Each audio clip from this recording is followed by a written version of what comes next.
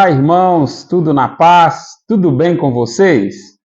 Irmãos, nós vamos agora aqui dar continuidade no nosso estudo do Novo Testamento. Não se esqueça de curtir, de comentar, para ajudar aqui o canal, beleza? Conto com você para isso. Então, nós vamos aqui agora falar de Romanos, capítulo 1 até o capítulo 7.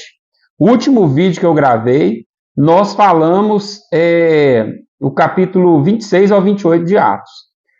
Então é o seguinte, Romanos, capítulo 1, Paulo, a gente vai ver que ele já começa a carta ali, apresentando-se como apóstolo e afirmando a sua missão de pregar o evangelho a todos, tanto pregar aos judeus, quanto também pregar aos gentios. Ele fala ali sobre a revelação da justiça de Deus através da fé.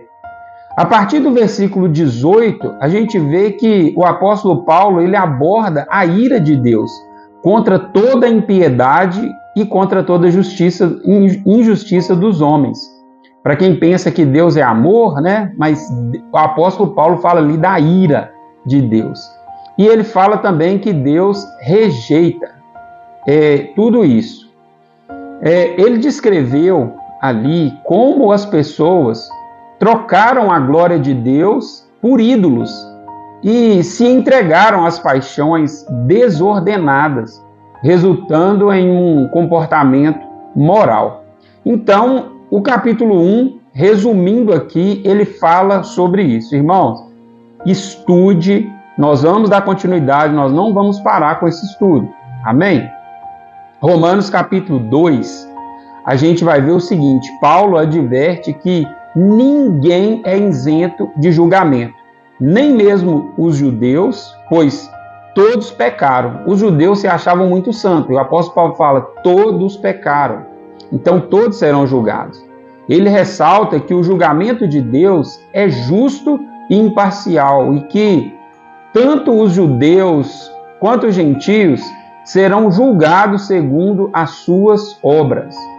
No entanto, irmãos, ele sublinha ali, né, que não é uma simples posse da lei que justifica, mas uma conformidade à lei, que se expressa ali em um pensamento.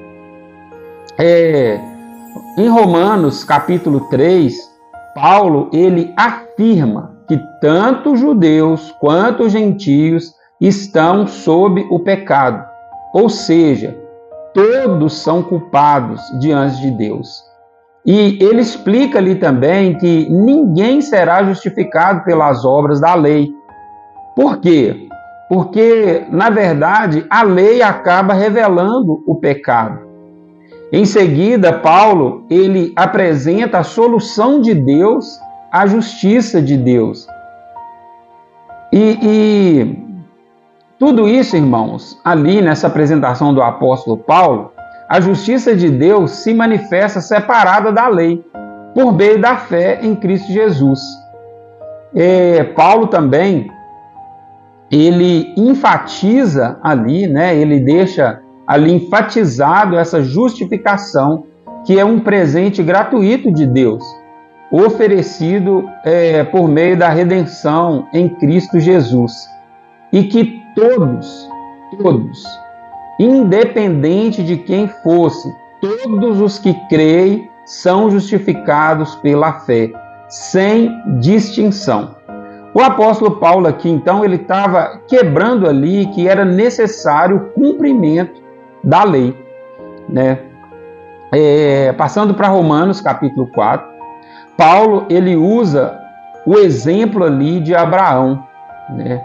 Abraão, chamado o pai da fé. Paulo utiliza esse exemplo para a justificação pela fé.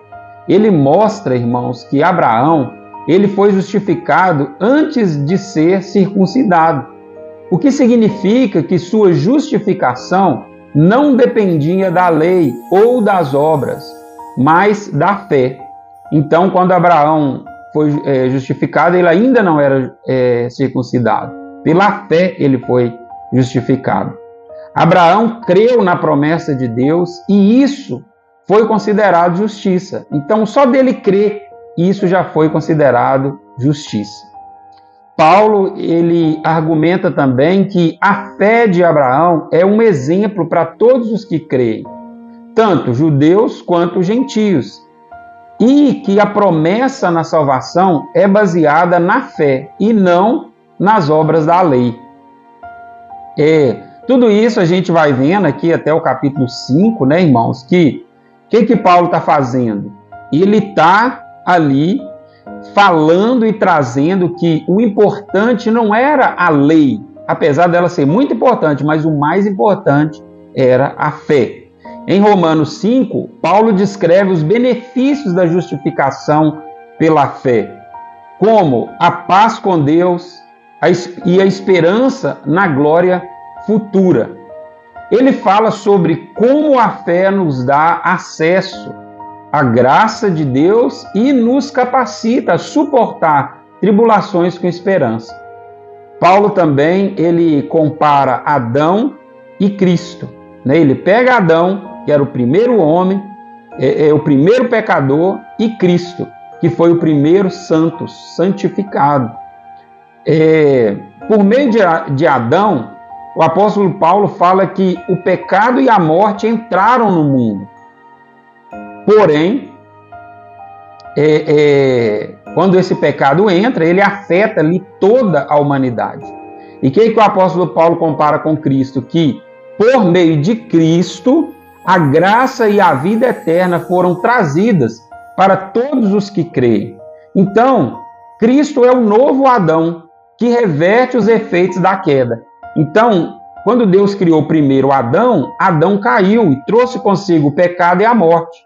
Cristo não. Quando ele ali veio e cumpriu a lei, ele ressuscitou, então ele trouxe de volta a vida e a santificação.